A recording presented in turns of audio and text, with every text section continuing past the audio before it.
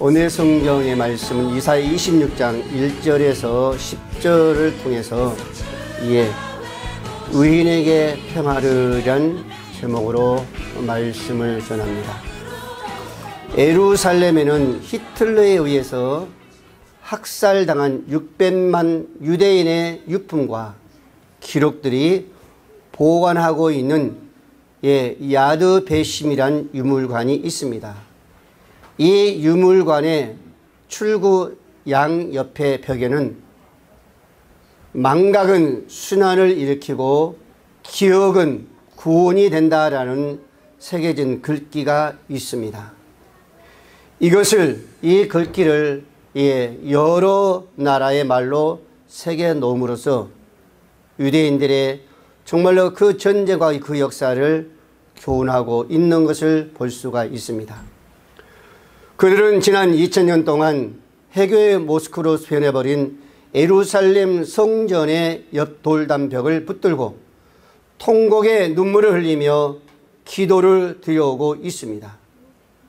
통곡의 벽을 붙들고 쉴 새 없이 머리를 저후로 흔들며 우는 검은 옷 입은 그 유대인들의 그 모습을 보면은 한편으로는 안타깝기도 합니다. 우리나라도 역시 전쟁을 치른 뒤 벌써 반세기가 훌쩍 지나가고 보니 전쟁의 기억을 서서히 망각해 가고 있는 것이 아닌가 하는 생각이 들기도 합니다. 한국 전쟁 역시 우리에게 통곡의 벽을 남겨주었습니다. 해마다 명절이 되면은 많은 사람들이, 많은 이산가족과 또 실향민들이 저 강원도의 동일 전망대를 향해서 그 시전선 철조망에서 그 철조망을 붙잡고 그 북쪽을 향해 정말로 절하며 정말 통곡으로 눈물을 흘린 것을 볼 수가 있지요. 우리는 6.25의 아픈 기억을 잊을 수는 없습니다. 우리가 그 6.25를 전쟁을 망각해버린다면 또다시 한번 우리에게 그보다 더 어려운 순환과 그 고통은 찾아올 수도 있습니다. 한국 전쟁은 아직 끝나지 않았습니다. 끝난 전쟁이 아니죠. 지금 상황은 휴전 상태에 있습니다. 그 휴전이 벌써 66년을 흐르고 있죠. 전쟁의 결과는 어땠습니까? 그 전쟁을 통해서 전사자가 17만 8천 명, 이산가족은 1000만이 넘습니다. 전쟁을 통해서 고아는요 10만이 넘죠. 국방부 통계 자료에 의하면 3년 1개월 동안 전사자가 국군이 우리 18만 5천 명, 유엔군은 3만 8천 명이요. 정말로 많은 사람이 목숨을 잃어갔습니다. 3년 동안 당시의 돈으로 150억 달러를 쏟아 부었죠. 이런 물질적인 피해보다 더 큰 피해는 나라가 남과 북으로 두 동강이 나버렸습니다. 동해물과 백두산과 저 서해물과 한라산으로 두 동강이 나버렸죠. 반세기가 지난 지금에도 통일은 여의치 않고 주변의 많은 열강 나라들은 아직까지도 우리의 통일을 원하지 않고 있습니다. 우리 원하는 그 통일을 한편으로는요 하지 못하도록 힘들게 하는 그런 모습을 종종 우리는 볼 수가 있습니다. 우리나라에 이처럼 참혹한 전쟁을 허용하신 하나님의 의도는 과연 무엇일까? 세상의 모든 일들, 특히 국제정세와 나라의 흥망성쇠는 세계를 통치하신 하나님의 손 아래 있음을 믿는 우리는 6.25를 통해서 우리에게 주시는 하나님의 교훈이 다시 한번 되새겨 볼 수 있는 책임이 있다라고 할 수 있습니다. 한 가지 우리가 확실한 것은 하나님께서는 반드시 평화의 주님이시라는 사실을 우리는 잊어서는 아니 됩니다. 민수기 6장 26절 말씀에도 여호와는 그 얼굴을 내게 향하여 드사 평강 주시를 원하신다 그랬습니다. 하나님은 우리에게 어떤 고통이 아니라 환난도 아니고 가난도 아니고 우리 모든 삶 속에 아름다운 그 평화를 주기를 원하신다라고 말씀하고 있습니다. 역대상 23장 6절 말씀에도 다윗이 이르기를 이스라엘 하나님 여호와께서 평강을 그 백성에 주시고 예루살렘에 영원히 거하시리라고 말씀해 주고 있습니다. 오늘 본문의 말씀에도 정말 환난과 그 고난을 통해서 평화의 노래를 1절에 이하에 우리가 부르고 있습니다. 우리가 1절 이하에 보면요, 그날의 유다 땅에서 이 노래를 부르리라. 우리에게 견고한 성음이 있으며 여호와께서 구원으로 성과 각을 삼으시로다. 주께서 심지가 견고한 자를 평강의 평강으로 지키시리니 이는 그가 주를 의뢰함이라라고 노래하는 것을 볼 수가 있습니다. 심지가 견고한 자들이, 정말로 의로운 자들이 이러한 그 노래를, 평화의 노래를 부르는 것을 우리가 볼 수가 있습니다. 이들은 헛된 우상의 눈을 들리지 아니하고 오직 하나님을 섬기는 사람들이었습니다. 이들은 영원한 반석이신 여호와만을 신뢰하는 신실한 자들이었습니다. 우리 예수님은 평화의 왕으로 오셨습니다. 만왕의 왕으로 세상에 오셨습니다. 우리 예수님은 복음의 중심 메시지를 선포하신 하나님의 나라는 6.25 반발을 통해서 우리에게 여전히 주고 있습니다. 6.25 반발 여러분들 69년을 맞이하면서 한국 전쟁이 우리에게 남긴 아픈 상처를 기억해야 하는 것은 한 걸음 더 나아가 6.25를 통해서 한국 교회에 주시는 평화에 대한 교훈을 되새겨보는 시간이 되었으면 합니다. 한국 전쟁을 통해서 우리에게 배우는 평화에 대한 교훈은 과연 무엇인가? 첫 번째로 평화는 그 무엇보다 귀중하다는 것을 우리에게 알게 한 거죠. 평화는 우리에게 소중한 겁니다. 여러분, 전대 미문의 고난을 통해서 얻은 진주 같은 깨달음은 나라의 평화가 무엇보다 귀중하다는 사실, 이 나라의 그 평화가 무엇보다 소중하다는 것입니다. 일제강점을 하에서 우리 민족은 여러 갈래로 찢어졌으며 사분오열되어 있었습니다. 일본의 앞잡이 노릇하는 세력들과 그들을 중원하는 사람들이 서로가 서로를 힘들게 하고 아픔과 고난 속에서 서로가 생명을 앗아가는 그런 아픔, 그런 동족의 그 중요성도, 평화의 그 고귀함과 그 소중함도 알지 못했었죠. 전쟁 우리에게 엄청난 고난의 눈물을 안겨주었지만 이 눈물을 통해서 우리 민족은 동족과 나라와 평화에 새롭게 깨달을 수 있었다는 것을 새롭게 우리는 알아야 됩니다. 떨어지는 그 포탄, 빗발치는 그 총알 속에서 이웃이 죽어 쓰러지고 가족의 피를 쏟고 죽어간 그 모습을 볼 때마다 얼마나 그 마음이, 그 눈으로 지켜보는 그 심정은 과연 어땠을까라는 것입니다. 전쟁이 이렇게 무서운 겁니다.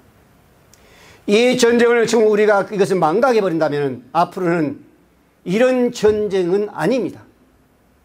벌써 69년 전만 하더라도 우리가 총을 가지고 한 발 한 발 당겼지만 지금은 앞으로의 우리의 전쟁은 결코 총으로서가 아닙니다. 핵으로 전쟁이기 때문에 몇몇 명이 죽는 것이 아니라 여러분, 상상할 수 있는 우리 생명을 앗아갈 수밖에 없다는 것을 우리는 꼭 알아야 될 줄로 믿습니다.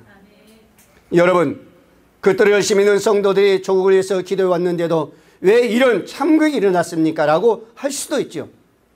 그러나 우리는 주님의 섭리를 우리가 모두 알 수가 없지만 분명한 것은 이런 환난을 통해서 우리에게 정말로 이 평화의 민족에게 어떤 것이라는 것을 깨닫게 하셨다는 그런 사실입니다. 당시 세계 모든 나라가 한국민은 자치 능력이 전혀 없는 미개한 민족이라고 그랬었습니다.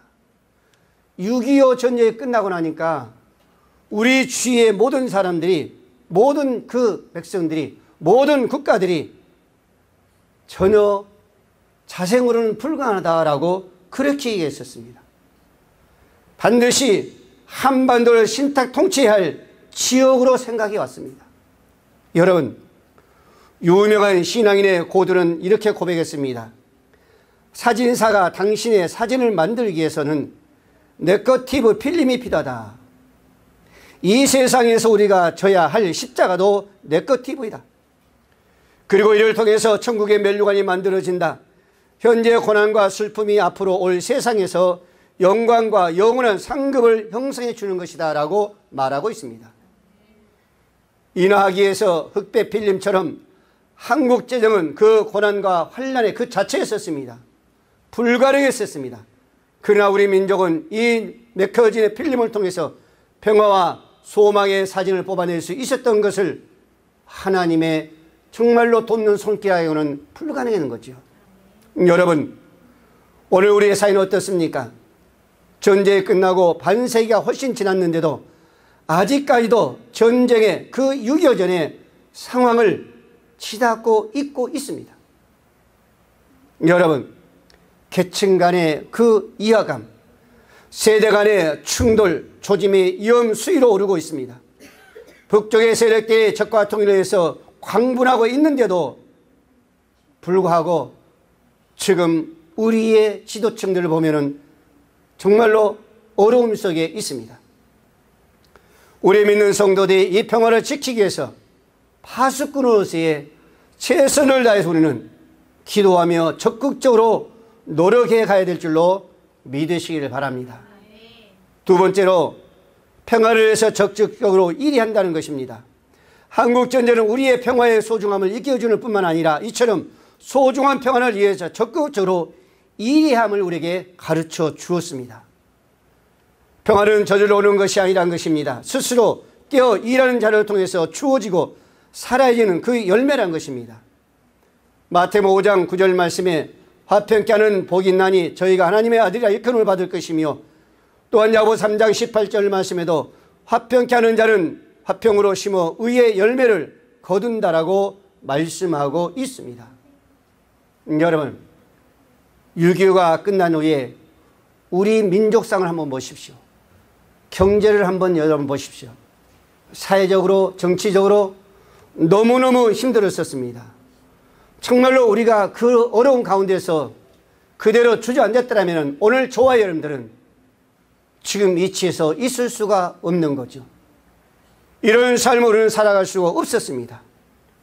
오늘 저와 여러분들은 전쟁의 교훈을 잊지 않고 지난 수십 년간 우리 남한의 그 재건과 그 부흥을 우리는 열심히 일해왔을 뿐만 아니라 호전적으로 북한과 끊임없이 지금도 대화를 하고 있습니다. 무엇을 위해서요? 우리 민족의 평화 통일을 위해서. 과거의 역사를 보십시오. 남북 간의 특사를 교환했었습니다. 이산 가족이 상봉하며 정말 말할 수 없는 그 눈물을 흘리기도 했습니다. 남북의 고위급들이 회담을 했습니다. 그러면서 금강산 관광이 이루어지고 개선공단의 그 사업의 문이 열려졌습니다. 그러나 사랑 우리 모든 성들은 이렇게 다양한 사업을 통해서 평화 정착을 위해서 애쓰고 왔는데도 지금 우리의 형편을 보면 그렇지 않습니다. 여러분, 만일 우리가 이런 노력을 기울이지 않는다면 어떻게 되었을까? 아마도 지금은 이만한 평화도 맛보지 못할 뿐만 아니라 북한이 어떤 나라라는 것을 우리는 잘 알고 있지 않습니까? 그들은 경작된 자세로 숨이 막힐 그런 모습입니다. 여러분, 92년도 바르셀로나 올림픽 출전단 그 선수단 결단식에서 북한의 김정일은 그 선수들에게 이렇게 얘기했습니다. 경기장에 나서는 선수는 돌격선에서 총을 들고서 군인과 같다라고 말을 했습니다. 과연 김정일은 어떤 그 마음에 어떤 생각으로서의 그 선수단 그 결단식에서 이런 말을 했을까? 우리는 너무너무 잘 알고 있습니다. 평화를 유지하기 위해서는 힘과 온유함이 병행돼야 됩니다. 진정한 온유함의 힘은요, 어디서 나오는가? 이에 정말로 하나님을 의지한 자 속에서 그 힘은 나온 줄로 믿으시기를 바랍니다. 지금 북한은 정치적으로 말할 수 없고 경제적으로 사회적으로 파탄 일보 직전 상황에 지금 나와 있습니다. 오늘 또 인터넷 신문을 보니까 며칠 아니면 있으면은 큰 트럭 26대가 우리 쌀 5만 톤을 싣고 북한으로 향하고 있습니다. 이런 상황에 지금 북한은 놓여 있습니다. 여러분, 정말로 김일성이가 죽기 이전까지 그 인구는 2,300만이었습니다. 그 이후로 현재 1,700에서 1,800명만이라고 합니다. 그러면 얼마 차이가 나는 거죠? 500만이라는 차이가 나는 거예요. 그런 500만이라는 그 숫자가 인명이 과연 어디서 어떻게 사라졌을까? 여러분 한번 생각해 보십시오. 인권 그러지 않습니까? 조금 잘못하면은 가차없이 한 생명을 사라집니다. 지금 많은 사람들이 굶어서 죽어가고 있습니다. 그러면 500만의 이 숫자는 굶주림 속에서 죽어갔고, 또한 정말로 그 사회주의 사상에서 잘못됐을 때 처형으로 죽어간 그 숫자라고 우리는 볼 수가 있습니다. 이런 것을 바라볼 때에 우리 그리스도인들은 과연 어떻게 해야 될까? 여러분, 그들의 민족의 가슴에 피눈물을 흘리게 한 그 엄청난 죄를 그들은 하루속히 깨달아야 됩니다. 김정은 이 지도자도 아직까지 그것을 깨닫지 못하고 있습니다. 그들의 마음속에 사랑이란 그 무엇인가, 거기서 싹이 나도록 그 온유한 그 꽃이 필 수 있도록 우리는 그들에서 끊임없이 기도하고 또 기도해야 될 줄로 믿으시길 바랍니다. 이것이 오늘날 저와 여러분들에게 사명이요, 정말로 그리스도인으로서의 하나님의 백성으로 자녀로서의 하나님 나라의 그 군대로서의 해야 할 책임인 줄로 믿습니다. 마지막으로 평화의 주님이신 예수 그리스도만이 참 평화를 주신다라는 것을 우리는 알게 합니다. 이 평화는 어느 누구에게도 없습니다. 오직 하나님께밖에 없습니다.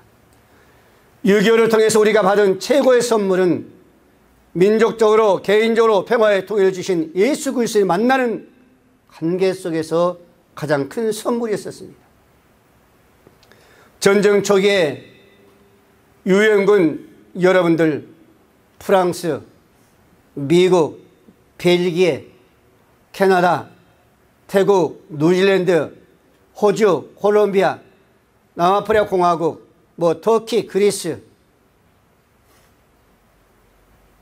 이런 국가들이 우리를 돕기 위해서 들어왔습니다. 그들이 피를 흘렸습니다.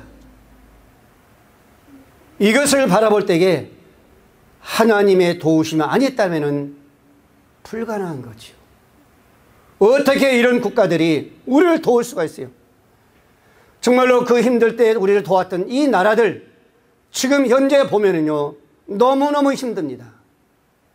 여러분, 필리핀, 터키 마찬가지죠. 남아프리카 공화국, 모든 나라를 보면은요, 정말 힘들었습니다. 근데 이런 나라들이 우리 6.25 전쟁 때 참가해가지고 우리를 위해서 피를 흘렸다는 것 생각할 때마다 이것은 하나님의 도우심 아니고 하나님의 은혜가 아니고 그 하나님께서 싸우셨다는 것을 우리는 볼 수가 있습니다.